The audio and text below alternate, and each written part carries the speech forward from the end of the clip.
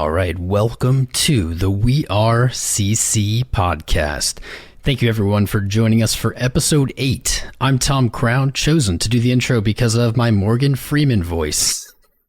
Joined by Mr. Buy High and Sell Low Master Trader Poppy, and our man of mystery tonight, Mr. Where is his sister? Let's kick it off, guys. Don't forget, you can check out our previous podcast episodes at weareccpodcast.buzzsprout.com. You can also find us on Apple Podcasts, Amazon Podcasts, Spotify, etc. This week, I think we're shifting up the formula a little bit, and Mr. Poppy, would you intro us into there? Yeah. Thanks, Tom. That was a great intro. Actually, I had a really good punchline at the end of that. But, sometimes I surprise, so you guys don't know, sometimes I surprise Tom Crown with the intros just because I want to see the reaction. Every time you do, Poppy. But that time it tripped him up a little bit too much. I'll save that joke for next week. So yeah, this week we did shuffle up the formula a little bit. We're going to start off by talking about 3 things to watch in the crypto space this week. Really not just this week, but in the coming months. We're also going to revisit some of the discussions in the subreddit and Discord from the past week. So some of you may find yourselves being talked about, some of your comments.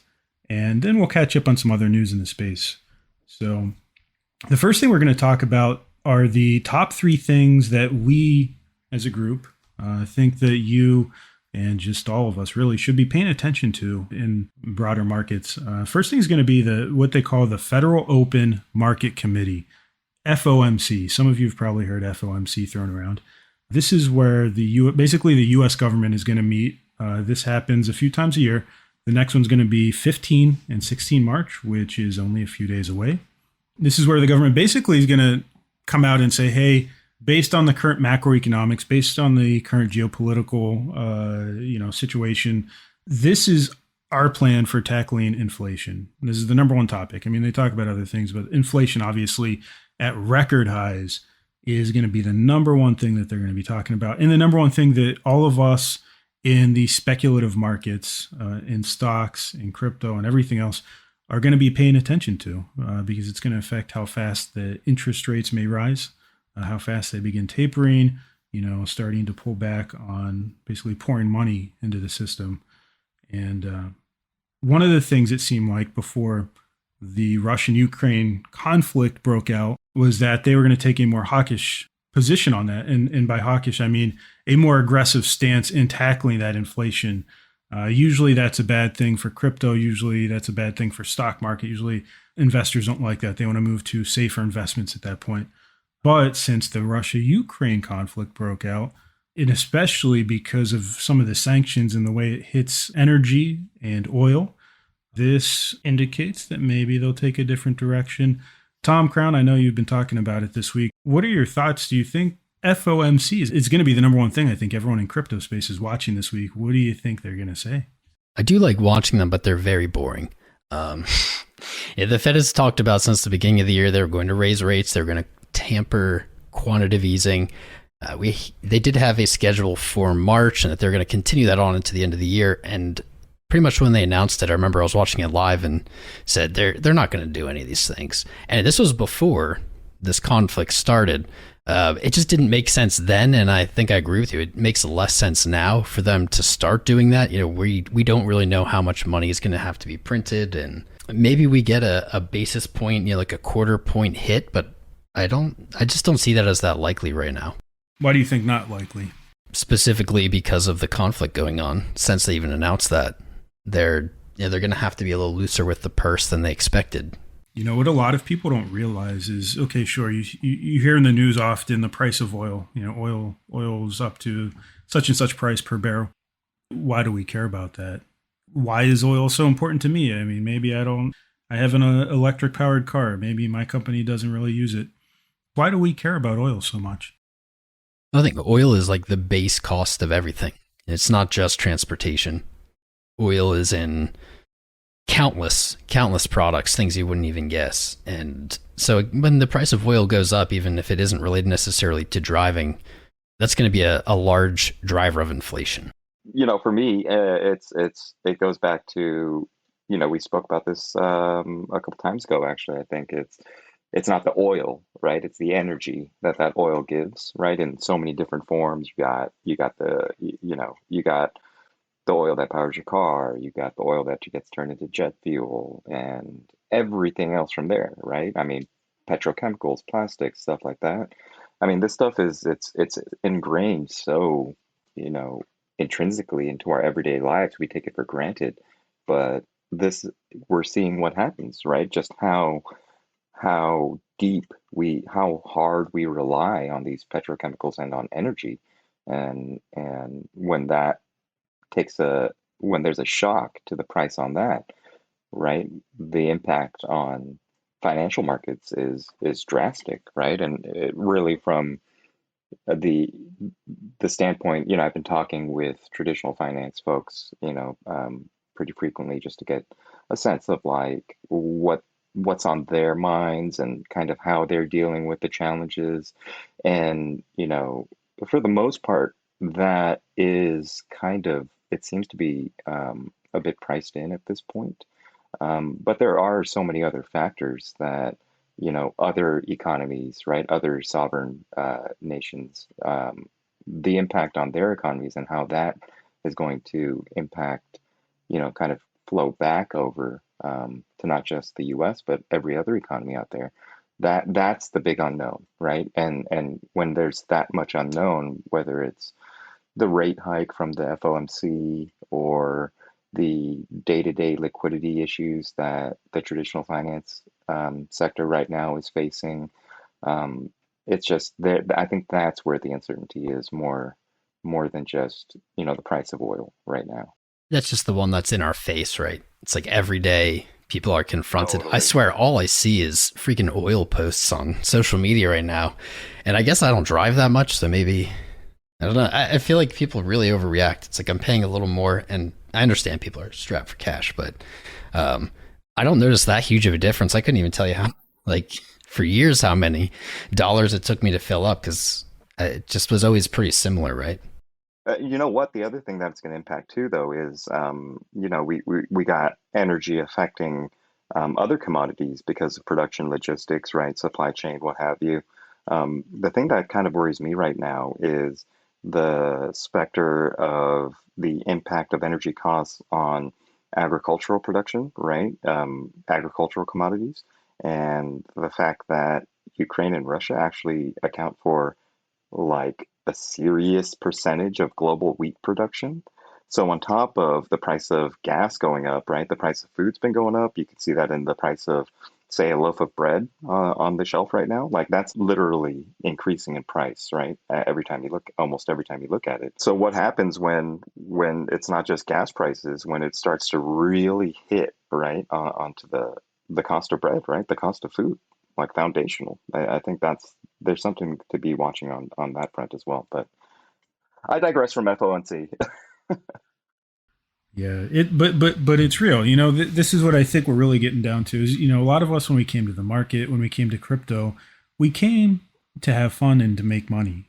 And you can still have fun and make money, but you're starting to see, perhaps for many for the first time, how other real world macroeconomic geopolitical things impact the crypto market, and that we're not immune, and that it is an interesting test for, we always talk about Bitcoin, especially for Bitcoin, but for all of the crypto market, to see how it contends with this, because for crypto this is kind of the first time we've had this particular type of environment, and I think it's holding up pretty well so far. That's my opinion.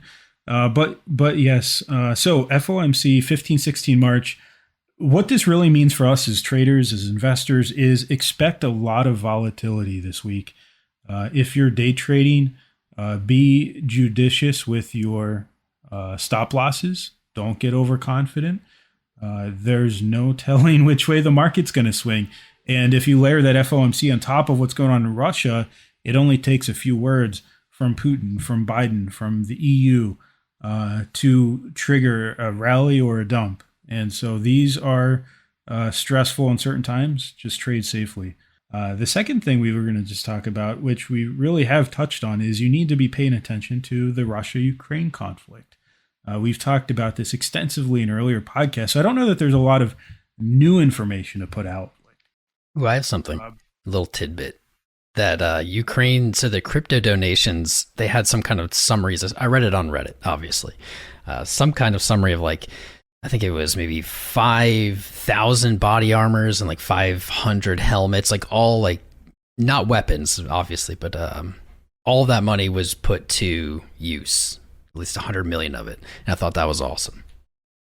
Used so transparently, which, not, let's be honest, not all charities pass through all those funds necessarily, right, to the cause. And so the transparency of the blockchain really, I think, is an interesting use case to use here for a charitable cause. I could see it ending up being maybe the most like dollar for dollar impact of kind of like a donation drive ever, because there was nothing lost. The only thing that was lost, I guess we could say, the fees people paid, but that's not even on the person receiving them. I think it is, if you're looking at nonprofits and charities, that would be an interesting dynamic to add, because the blockchain as a ledger is an extremely transparent mechanism. And for good charity, having that transparency would be a kind of a positive, I would think, for you. There's definitely some shady charities. I know one. I'm not going to name this one in particular, but there was one in particular that hammed up in the U.S. It was for veterans, and for years it was extremely popular. Perhaps one of the most popular ones for veterans. And so people always have a lot of sympathy for veterans. They donated millions and millions of dollars. Turned out that the folks running it actually were just kind of siphoning off most of it and only helping out a few people. But imagine if you come out and say, hey, our ledger, everything that we're doing is tracked on the blockchain. You can see it dollar for dollar.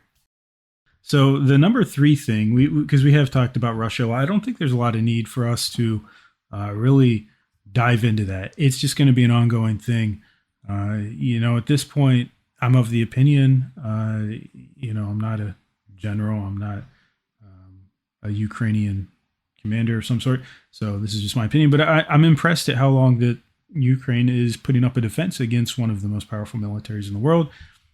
This thing could take a while. I think I initially thought this would end a little bit quicker. So the longer it goes on, the more uncertainty that there is in terms of where the conflict is going, which does leave that element of uncertainty in financial markets. So the number 3 thing, though, and this one was really exciting. I think anyone in the crypto space who hasn't read about this, do yourself a favor. If you're listening to the recording, pause it. Go Google this. If you're listening to it live afterwards, feel free to go and Google it. But the U.S. president put out an executive order about crypto. And he did this at the same time that the United Arab Emirates, arguably one of the richer nations, especially in that region of the world, put out a kind of similar position in that, they're taking a very crypto friendly approach. But Tom, I know you did a piece about this week. Can you kind of summarize what the executive order was talking about? It was a little difficult. It always is when you're reading kind of these official statements, what their angle is. That's really what I was looking at. And I'm still mulling over it. I know I don't have a lot of time to figure it out, but I'm still mulling over it. The overall tone to me came off positively. It was amazing either way to see the United States of America really just officially acknowledge crypto. That is definitely a dream for years that we've had that didn't really seem like it had ever come true, and finally did. So just saying, hey, this is a thing, and they use the word threat a lot. It's like, well, this is something, to be a threat, it has to be powerful. And so I think a lot of it spoke to kind of what wasn't said and reading in between the lines. What was in it that was like good, I guess, is it did officially establish and name departments to deal with certain aspects that kind of like presented a game plan, and that game plan was pretty holistic and involved a lot of the government. And so to me, it's not only are they acknowledging it exists or acknowledging it's powerful, but now they're coming up with a game plan, or at least this is like an intention to come up with a game plan of what they're going to do with it. And that's going to be a really hard question to answer. I honestly don't know how, if I was a government, how I would deal with it. It was a first. It's historic, and it's from the United States. So hopefully this will definitely bring more regulation. Obviously, that's how it always goes, and more Yeah, but clarity. And regulation isn't always. Sorry, go ahead. oh, and go for it. I'd agree with you. Yeah, yeah, it's not all regulation is bad, right? We need regulation, and I think you hit it right on the head as far as when you read these things, you said something like, you're looking for the angles, and that totally agree with you, man. Like that's the way to be reading vague language that comes from politicians, right? Because it is while it's not legislation, the words are in legal language, right? And the meaning of each word and the vagueness around each word, it's there on purpose, right? So the way I'm reading it too is what wiggle room is there that they're carving out for themselves? And I think when you're talking about, trying to mitigate illicit finance, right? When you're trying to make sure that folks have safe access to these financial services, those are great, right? The thing that, I'm really eager to see come out of whatever agency is heading up a particular part of different portions of this executive order, I think mostly led by Treasury, right? The US Treasury. I'm really interested to see how those particular agencies interpret that language and how they define what is a national security risk, what is illicit, right? What does it mean to have safe access, right? So with that said, right, that's kind of my curmudgeon hat on. I'll take my curmudgeon hat off, and on the bright side is this is great, right? It sets a framework, it sets a way for the US to finally engage on the global stage with crypto, with blockchain technologies, right? It gives the US finally a chance to compete against nations that may have had many months or years head start, ahem CBDC. And I think with the specter of the potential for from a global kind of macro perspective, to have the global economy start to fracture into competing kind of ecosystems, I think it's going to be really important for the US to take that, at least try to take a leadership position, especially against China, because right, that China is the one nation that does have a commanding head start on crypto usage, on blockchain integration, on central bank digital currencies, right?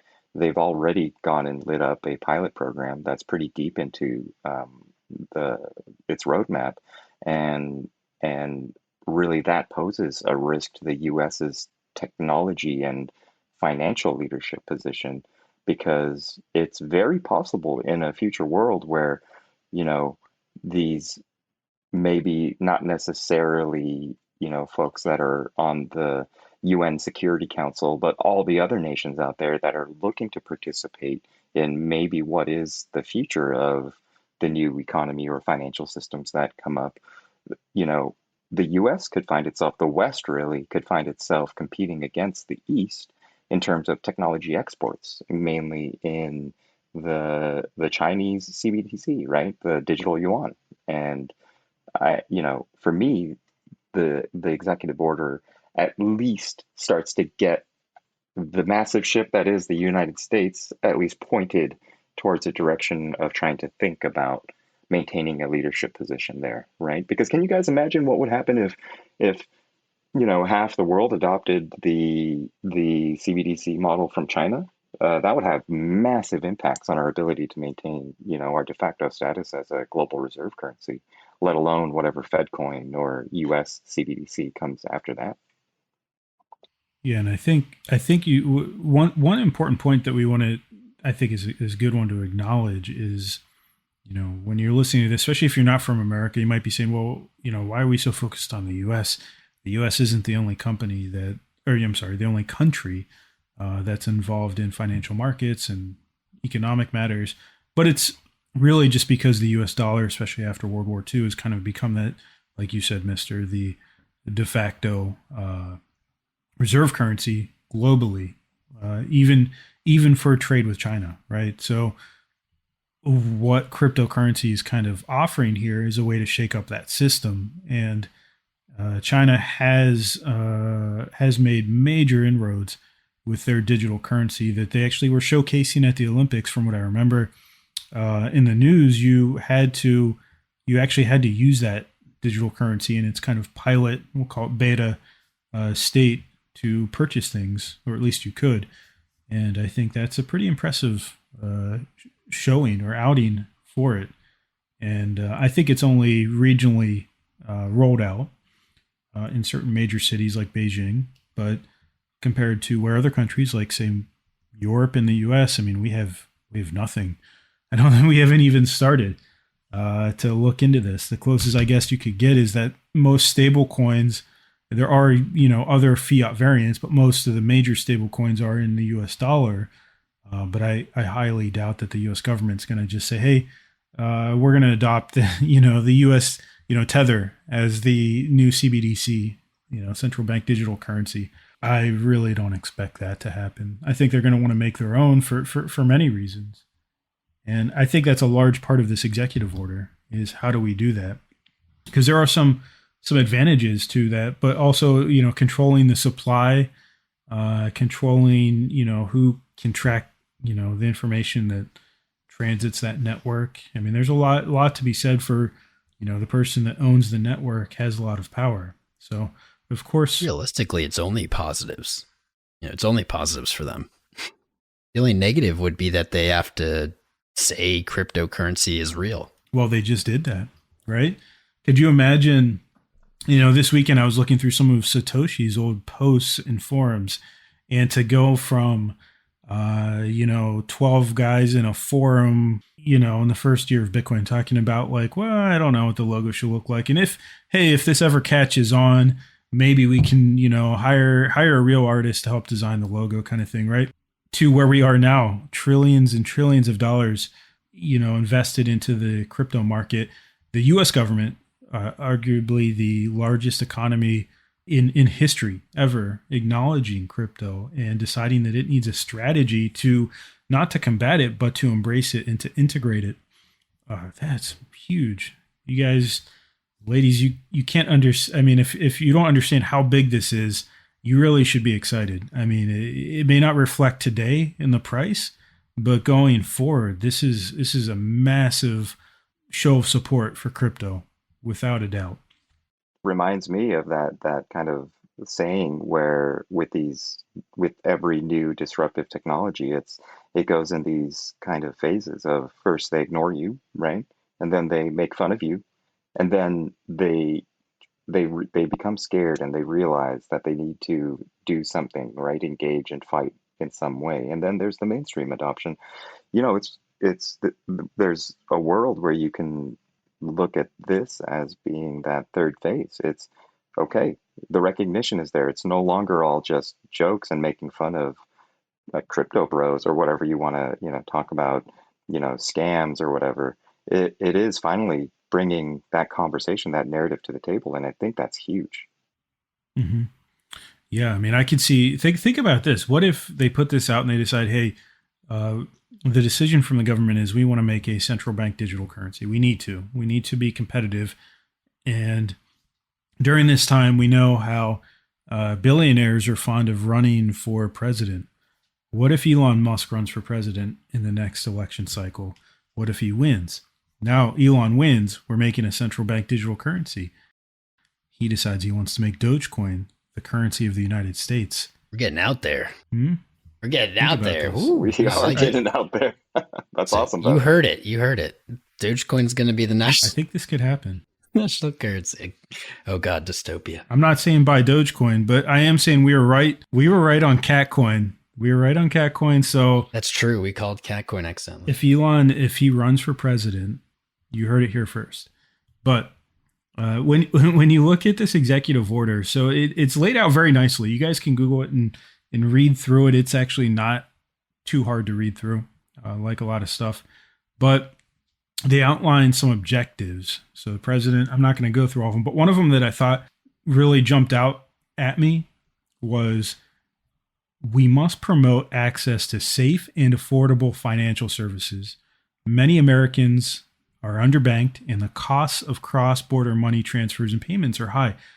And we are a very, like they always say, melting pot, right? This is a country of many people from all over the world. The cross-country thing, that's a real thing, right? A lot of money does flow in and out of America every day, but also access to safe and affordable financial services. I don't think that's the president going as far as saying, hey, banks have been ripping you off for generations, but that's the closest you're going to get to the government acknowledging that there's a better way to do it. And there absolutely is. I mean, I'm just sitting here, this week with Ethereum, we're going to talk about the Ethereum gas later. Ethereum gas has been so cheap this week compared to those $200, $300, $400, $500 gas days of late last year that I don't miss. I finally had a chance to go look at the $50. I put $50 in stablecoins into Yearn Finance a little over a year ago, and I just could never take it out because of gas fees. So I went to go look at it. I made about 20% on it. I was very happy about that. When I think about that, okay, sure, I made $20 or whatever over the past year. If I'd put that in a bank, I would have made 20 cents. Not even. It's not even comparable. All I did was spend, 5 minutes, set up my wallet, jumped on Yearn, and drop some stable coins in there. Compare that to what? Going to the bank? How much work would I have to put in to get the 0.1% on a good day? It's pathetic. I hate to use that word, but I mean, is there a better word for it? Honestly, Tom, Mister, a scam. It's borderline scam. If any other business came to you and said, hey, realistically, you could make about this much, 10, 20%, or you could make 0.1%. Come on. I mean, how much money is flowing through banks that we normal retail traders never see? Because they want to keep that all for themselves. They do make that much money, but it's staying within the bank, within, that firm, whatever it is, right? You're never going to see that. But that's where DeFi and crypto and everything that Satoshi first envisioned over 10 years ago, that's what the space is bringing to you. And that's what I think, going back to that executive order, I think that's what that bullet's really kind of subtly referring to. And now they're not going to come out and say, hey, DeFi is better than TradFi, because there are things that in DeFi space need to be improved as well. Believe me, there's a lot of room for improvement. But in terms of like the return on your investment, bank, TradFi can't even come close. I think if I was a TradFi guy and I was seeing this executive order, I'd be sweating a little bit. Now, I'd be thinking maybe I should be looking at crypto job, getting a job with a firm that's doing work in blockchain. Well, there's different risks involved in both, and hopefully this order can be the foundational language to build in more safety. And I think that's like kind of the whole road is, how does this impact institutions or accredited investing, the money that can't get in yet? And I just hope that it's the first block at the bottom of the building or whatever pyramid that builds us up to something where all that money can freely flow as liquidity into the crypto space.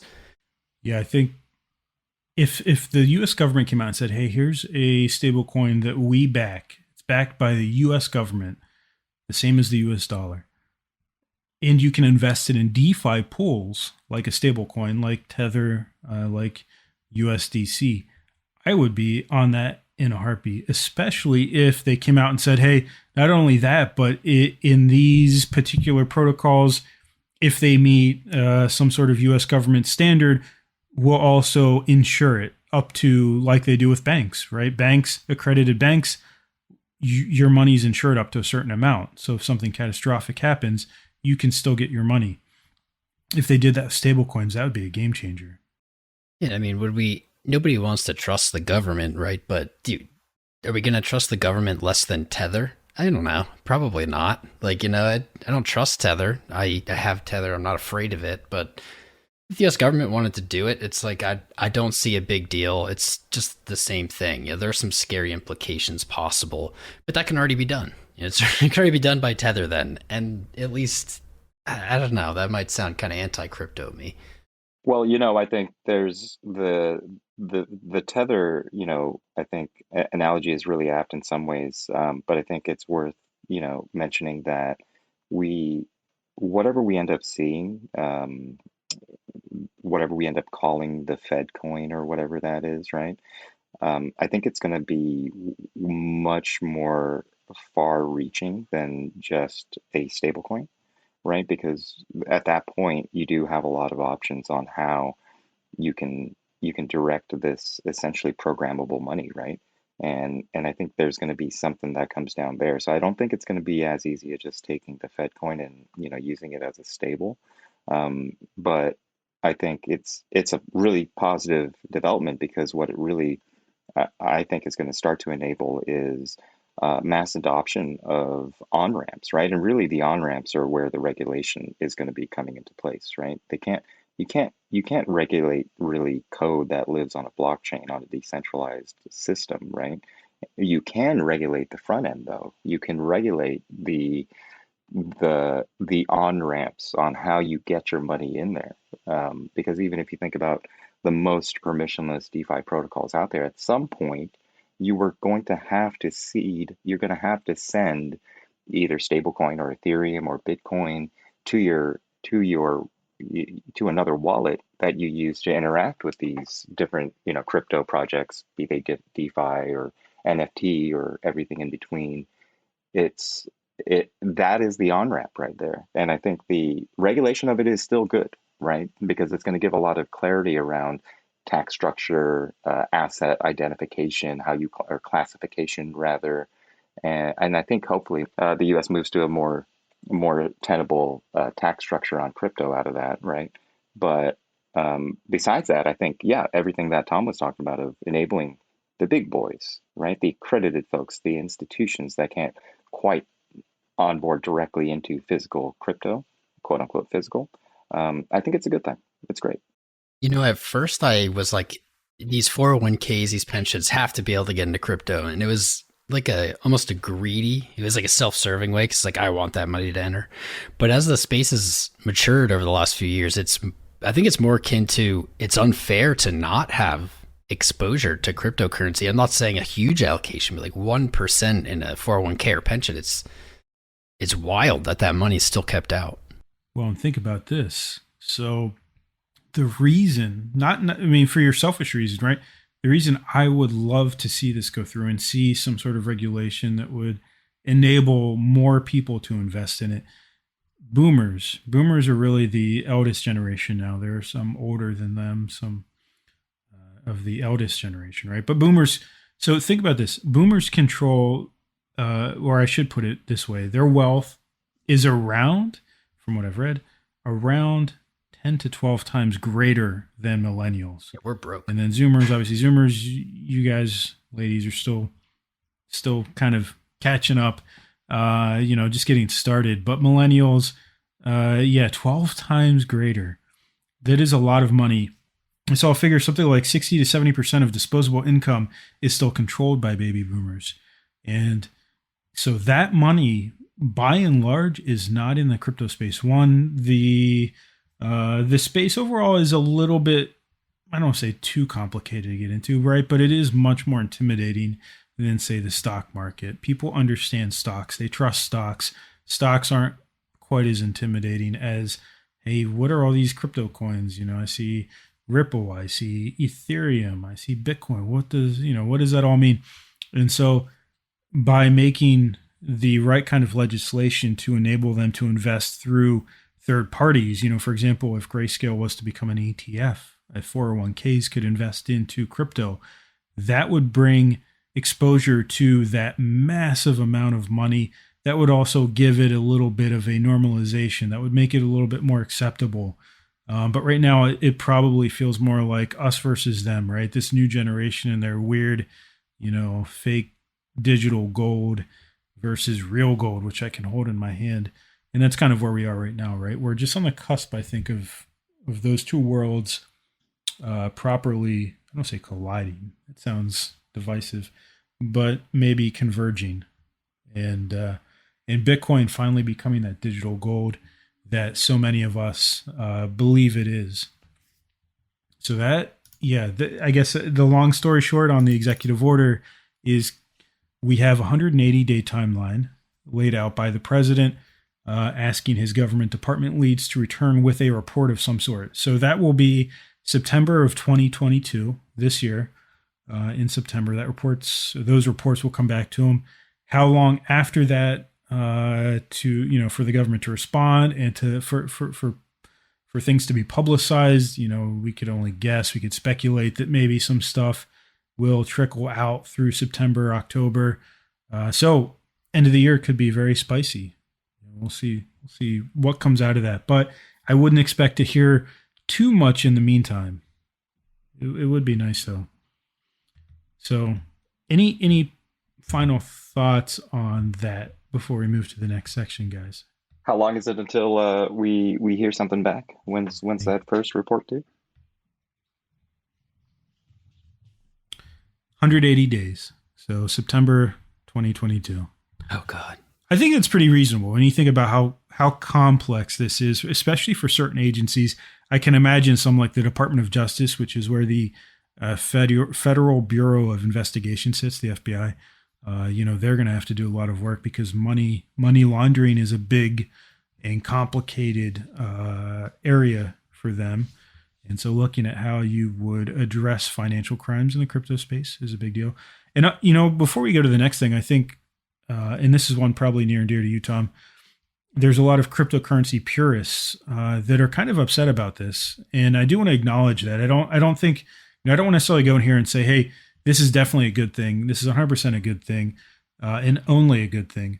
There's always risks associated with governments starting to adopt and integrate into crypto. And I know some people that even argue that it goes, kind of contrary to everything that Satoshi laid out. I would argue that that's not necessarily true.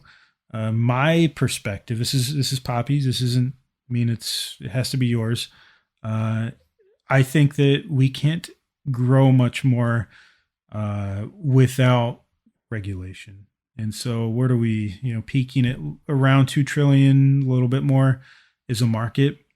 I don't know how much more we could go if we don't have some sort of regulation that brings us into the fold in some level. It doesn't mean we have to become, puppets of the US government or other governments, but to respect some level of regulation would probably be, I think, a plus to the space and would help us grow beyond where we are. I am a purist, I think, being the maxi. I think I am like a purist in that sense. And I guess I disagree with a lot of the ideology my peers have in different ways. But it's like, if you truly believe in Bitcoin, how did you think this would never happen? Like, how can you truly believe it's going to succeed? It's going to become, a world dominated currency, but not think there would be any steps of, governments at least trying to regulate it, attempting to regulate it. Like, I don't want it to happen, but it's a logical step.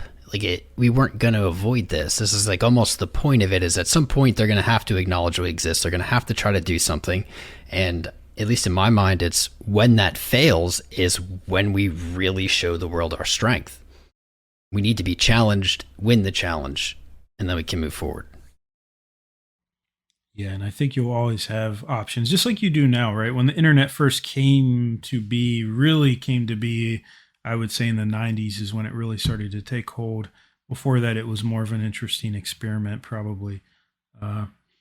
Same for crypto here, right? The government's acknowledging, hey, something technological, financial is growing that we hadn't really anticipated, and it may have some benefit, but it also may have some risks. We're looking at it. Even at, now we take the internet for granted. It's just there. It works. It does so many things.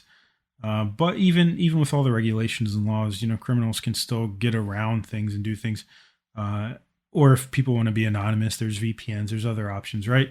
And so I think same for crypto, right? Even if the government does regulate, even if the government adopts it to some degree, you have that opportunity, I hope, I believe, to still remain anonymous.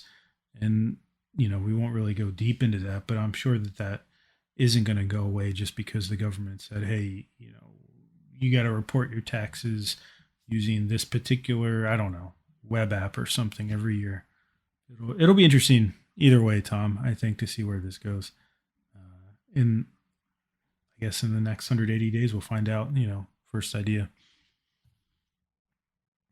So going on to the next topic, this one is just a brief note on NFTs, but for anyone that's in the audience, anyone that's listening to this later as a recording, and if you happen to be either CryptoPunk or Bored Ape owner, one, congratulations. I remember when they went live, I remember when the apes went live, and I thought, I'm going to skip on this. I don't think I need any artwork of a monkey.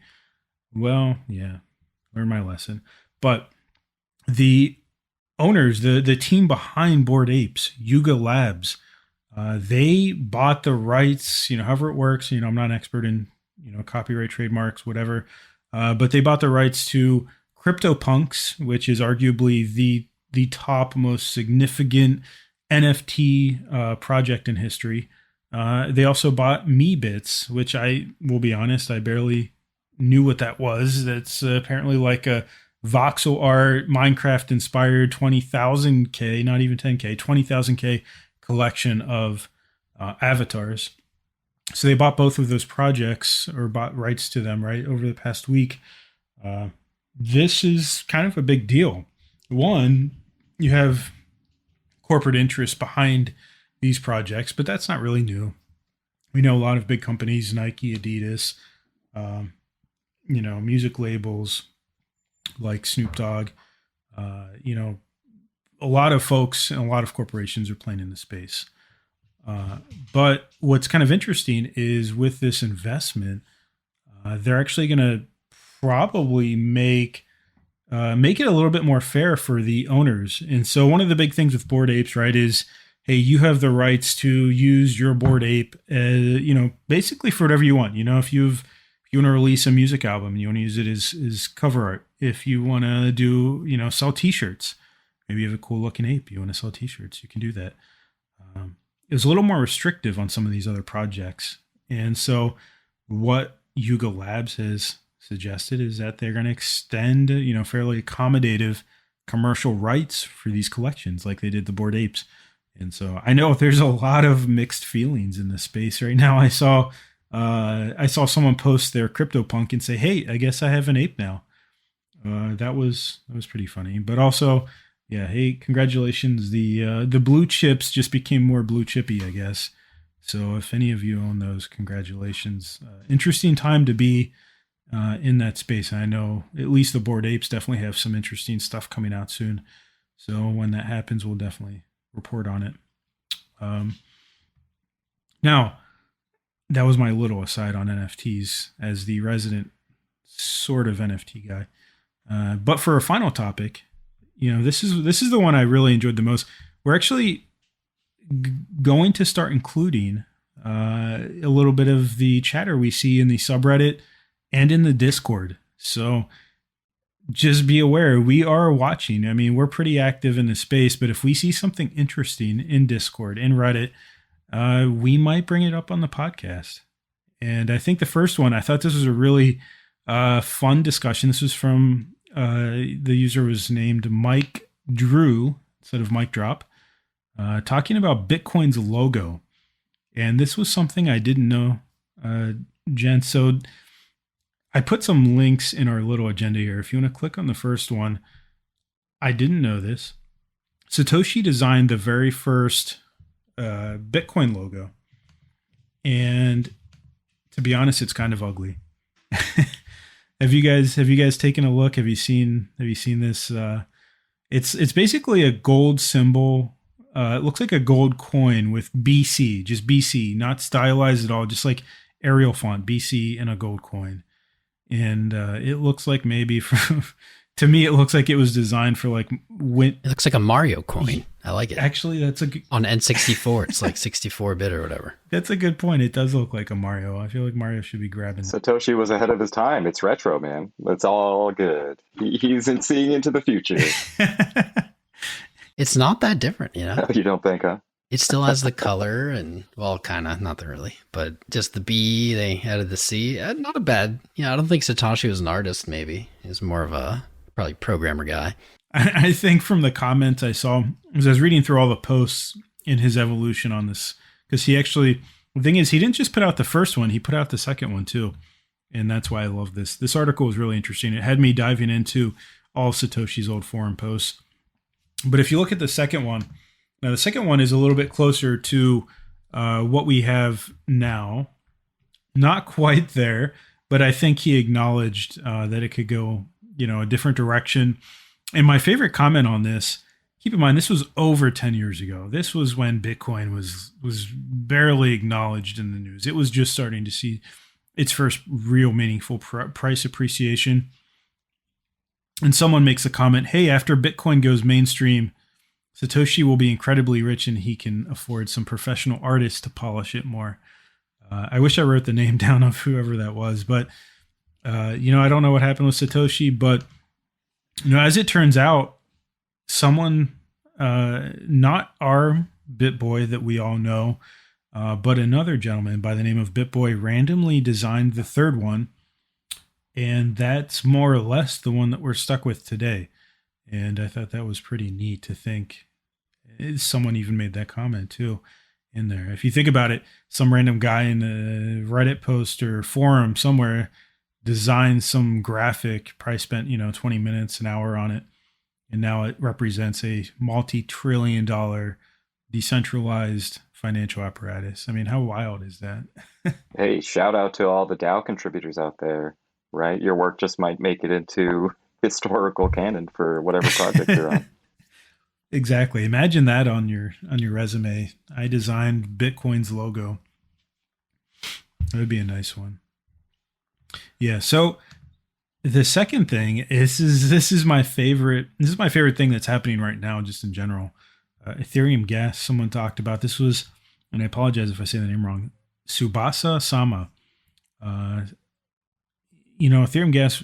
Honestly, it's just incredibly low right now compared to where it has been over the past year. This is my advice. If you had funds on some DeFi protocol, get them out now. If you weren't planning to leave them. For example, that money I talked about in Yearn, that strategy is expired. It doesn't even pay me out anymore. It's done. It's closed. And that's common.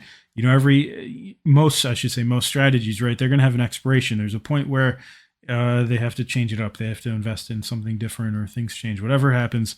In this case, mine expired, so it was a good time to get out. Do it while the gas is cheap, especially if it's a smaller bag. This is the time to do it. Because you never know. Next week, things might go crazy. Price goes up, ETH gas goes up, and suddenly you can't get that money out. Claim those rewards. Now's the time. And this was the part we talked about the stablecoins. I think this is a good little aside. For anyone that's not sure, in market conditions like this, where it's a little bit uncertain, it's a little bit scary, think about moving to stablecoins. Not financial advice, right? But think about moving to stablecoins because the yields aren't terrible. There's still going to be services and folks that want to do, take out loans, that still want to do trades, that still want to leverage, which means there's going to always be a demand for your tokens, not just, maybe it's not stablecoins. Maybe you want to stay in Bitcoin or stay in ETH and continue to stack those. Well, there's services out there that will pay you for locking that up so they can, loan it out to someone else. And I think, Tom, this isn't a show, right? I think are you in BlockFi? Is that one? That's more of a centralized one though, right? Yeah, I used a bunch of the centralized platforms for yield. And I think I would argue that, well, I won't argue. I believe you're probably a little more comfortable on some of the centralized ones right now versus some of the decentralized ones. And there's something to be said, right? Some of those protocols, those companies do offer you a little bit more insurance, a little bit more peace of mind than DeFi, but generally speaking, probably slightly less yield. Oh, much less. So it's a trade-off. Yeah, for sure. It's a less risk, less reward. Yeah. So that's what I use it for, though. It's a low risk, low return kind of allocation. And I think in like, for example, in Bitcoin, right? You just like, even like your altcoin, like you say you're trading altcoins, you're trading the Bitcoin pairs, you're walking away, increasing your Satoshis from that trade. And then you're locking up those Satoshis into a passive investment that's going to earn you interest on those, right? Is that the long and short of it? Yep. Yeah, it's something. Please don't put your whole portfolio in. No, but it's something to think about. When I've seen some people say, "Hey, I'm just, I've been accumulating ETH. I'm not trading it right now. I'm not sure what to do with it." Don't just sit on it. There's a lot of ways that you can reinvest your bags without actually having to trade. So if you really are going to sit on some bags, especially of Bitcoin and Ethereum, there are definitely ways that you can earn some passive income on that. So don't sleep on that. Check it out. Google, look for what's out there. I think one of the things, and I didn't even know this token existed, is something called Try Crypto that I thought was cool. And it's, am I right? Was it a stable coin like Tether, ETH, and Bitcoin combined into one token? I mean, I wouldn't call it a stable coin, but yeah, think of it as like it's one of those meta pools that use multiple assets to kind of determine the price of that asset, right? So it's a pool that combines, yeah, you know what? I'm not even going to try to remember. I'm a few too many beers deep right now, but yeah, it's got three cryptos in the bag. One of them is BTC for sure, but the other one is 3Curve as well, right? And that's kind of a stable coin in itself. So it's, yeah, there's a lot of options out there on how to generate yield right now. Mm-hmm. And on stable coins too. Yeah. Yeah. I'm a big fan of DeFi. I know you're a bigger fan of DeFi. And this isn't even about DeFi, I guess, but just the passive gains that you can make. It's kind of like your bank account, right? You leave your funds in your bank account, you might like make like 0.01%. You invest in like a certificate of deposit or some other slightly higher yield, you might get a fraction of a percent, higher than that, but still probably under 1% unless you're very lucky. In crypto, even centralized or decentralized, you're going to make so much more. One of the things I've done over the past year is move most of my US dollar holdings, I won't say where, but most of my US dollar holdings to stablecoins and earn so much more than my bank offers. And it just feels good. I love it. That's why I love the crypto space. So the next one that we saw was someone, let's see, Buster Wolves, it's with 3 Z's, said crypto is a ghost town. And I see it in the Discord. I'm just going to say, I see it now. I see it in the different projects that I'm in, that I hang out in. Everywhere I go in the crypto space, it is a little bit quieter right now. And, we're not going to say that this is or this isn't a prolonged bear cycle. It could be. I mean, obviously, no one thought the 2018, 2019 cycle would go as long as it did. And no one now can say for sure what's going to happen, right? I don't feel like we're going to see that again. But, you do bring up a good point. Semantics are trending down. Google searches active interest in cryptos down. You can look at the on-chain data. Someone was just commenting in the technical analysis chat that high time frame investors were basically like peak capitulation, meaning basically people that had been in the space from the all-time high have basically cashed out. So what's good about that though is, hey, we've seen this capitulation level. We've seen the apathy in the market. A lot of folks leave, but we've respected this floor close to 40K. I know we're a little bit under, but close to 40K. And so just food for thought, despite everything going on, we've held a pretty healthy level here. And that's pretty nice. Speaking of holding levels, Tom, did you just sell Bitcoin? Did you just sell your bag? What's going on? No. Poppy was talking and it keeled over and died. No, I'm just kidding. Yeah, I got a little red. Should we not be talking about? Yeah, should we not be talking about the executive order anymore? Exactly. It's interesting candle there. Yeah, a little bit of excitement. I must be the only one not watching Bitcoin right now. We're kind of, we always try to keep this timely because we know if we talk about price right now, and you guys come to listen to this and say 3 months, and you're like, wow, when were you guys at that price? That makes it. I don't care about that anymore. But I am curious what just happened because I'm so busy looking at other stuff. Number went down a little bit. Oh, okay. Number come back. That's Number fine. go down. Yeah, number go back up eventually. And high time frame doesn't matter. Number goes up. So let me see. Where were we? Oh yeah, the final piece. So the one thing I love that we used to do last year, we started to do again recently in the Discord. If anyone else fancies themselves a technical analyst or any kind of analyst, we do a weekly prediction thread with prizes. The prizes are meager, but they're prizes. And so I haven't looked, but I have a feeling I know who won. Basically, we're trying to predict the weekly close. If anyone would like to join us, just come into the Discord, look me up, hit me up. I'll get you situated so you can put your prediction into the chat, and hey, you might win a few tokens that way. Now, Tom, I think we have one final topic before we enter the Q&A, and I believe we have two AMAs this week. One is yours if you want to give us a little bit of information on the one you're doing. Did I lose you, Tom? Oh, yeah. I see the chat. Yeah. Okay. Yeah, we do talk. So It's top secret. okay, it looks like Reddit talk. Reddit talk is a real challenge sometimes for us. So you guys probably saw the headline. Kevin O'Leary is going to be doing an AMA this week. I believe Tom Crown is helping out with that. Really, really exciting. If you guys haven't, go ahead and Google Kevin O'Leary. The guy has a very impressive resume, and he's increasingly active in the crypto space.